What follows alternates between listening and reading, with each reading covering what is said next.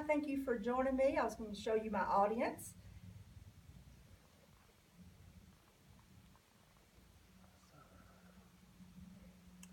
And this is my speech, my narrative speech. Um, so I'm going to begin it by asking you, what do an Easter service at a ballpark, a cheer competition in Pensacola, Florida, and the untimely deaths of three young men all have to do with a tattoo? Well, let me tell you how God wove a message of grace through all of that to get me to the point of realizing that our lives on earth are way too short to get caught up in our self-righteousness. There are just a few characters in this story, but they play a major role in reshaping the view that I have of my responsibility as a Christian and as a parent. This story begins a few weeks before Easter in 2015. The characters in this scene are my oldest daughter, Morgan, and the person she was in a relationship with. She'd been in this, what I consider to be wrong for her relationship for 6 years at this point. And I had tried everything as a mom that I could do to get her to leave that situation. And this caused our relationship to be strained for several years. And as a mom, that just breaks your heart. Easter was approaching, and because I took great pride in singing in the choir, I thought it would be just what she needed to invite her. So I proceeded to do that. Just as I was telling her how good the music was going to be, and we were going to have a helicopter drop these Easter eggs out for the kids. It was going to be awesome. And just as I was getting ready to say, you should come, God stepped in and put these words in my mouth that I never intended to say. What came out was, y'all should come. I had to stop and think, wait, I didn't mean that. Well, Morgan was looking at me really puzzled because she knew that wasn't something that I would do, would be invite them together to something that I was involved in. So she looked at me, she's like, are you sure? Was I supposed to say, no, I was just kidding? I had to say, and God knew it, I had to say, yes, I do, y'all need to come. But I was, in my head, during all this, I was like, really, God? You did this to me, really? Well, guess what? They both came, and so I was feeling confident that God was going to use that service to give them all both barrels and just, have them to just be so convicted that they were going to turn their lives around. Well, the end of the service came and went, and I didn't see any visible changes, no weeping or gnashing of teeth, nothing that I thought should have been visible. So I thought God's plan had failed. But little did I know his plan wasn't to change them, it was to change me. And as we were getting ready to say goodbye, Morgan's friend looked at me as we, was hugging my child and all my kids, and Morgan's friend looked at me and said, thank you for letting me come. She thanked me for allowing her to come to church.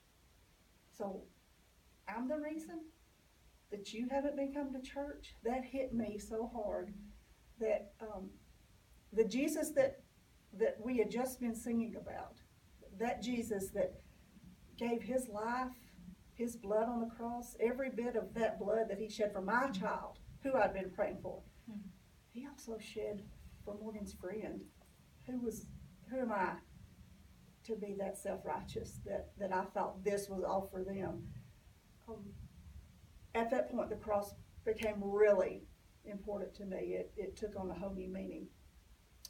The next weekend was U.S. finals for my youngest daughter's cheer team. So we were going to Pensacola, Florida.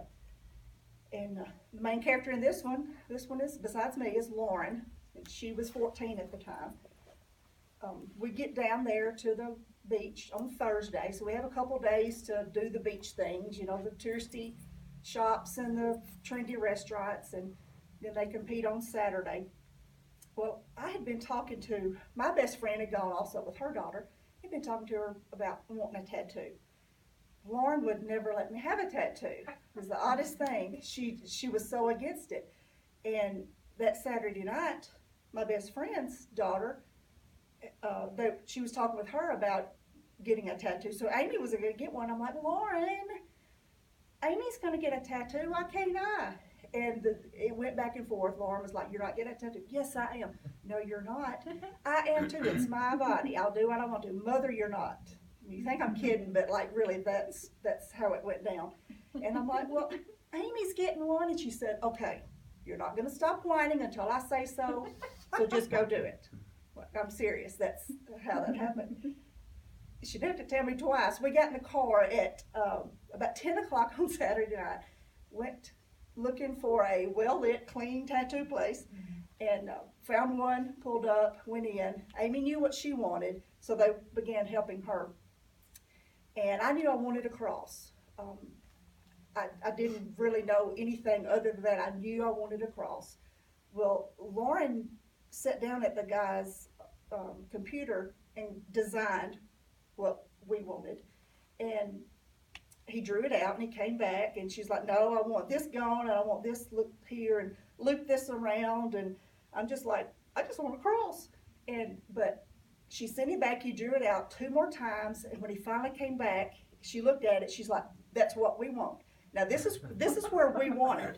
So we want it on the wrist, off to the left, not centered. So anyway, he drew it out on my arm and started, and I think she kind of enjoyed my pain a little more than I wanted her to. She was videoing, kind of giggling.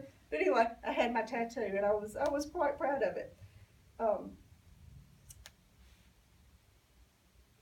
later on, I sent my husband a picture of it. Later that night, after you unwrap it, I sent him a picture, and I think he was just glad it was my arm and not Lauren's, because he's like, whose arm is that? It was mine, not Lauren's. He was happy about that. Well, Lauren's team competed the next day on Sunday, and after awards, we headed home. And it was about an 8 or 9 hour drive, and about 3 or 4 hours into it, Lauren's phone rings, and I hear her answer it, and then it was the most heart-wrenching, no. I had no idea what was going on. I just knew it was bad. When she hung up, her best friend had called her to tell her that 2 of her classmates, twin boys, had both just drowned, one trying to save the other. And she was really close to one of them. And I've never seen or felt or heard instant grief, especially with my baby girl like that. It was so gut-wrenching just to know that she's going through something so difficult. So the rest of the ride home was a lot of silence, a lot of crying, a lot more silence.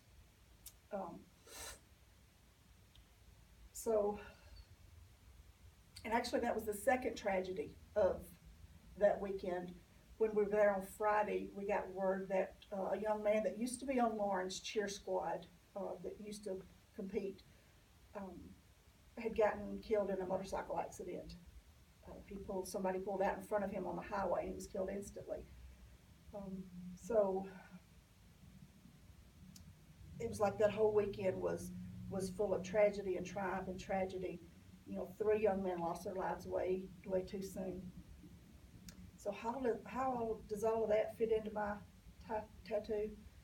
Well, as we were going through the trip home, my mind was just whirling in all kinds of different directions, from the news about the young man with the motorcycle wreck, and then even the weeks before with Morgan, my child, and the depth of what the cross meant to me.